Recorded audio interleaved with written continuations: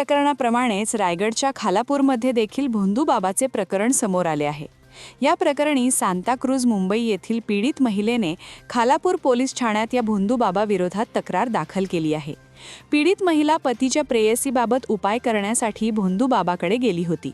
यावेळी उपाय करण्याच्या बहाण्याने या भोंदूबाबाने महिलेवर अत्याचार केल्याचे तक्रारीत म्हटले आहे असून भोंदूबाबाला अटक करण्यात आली आहे।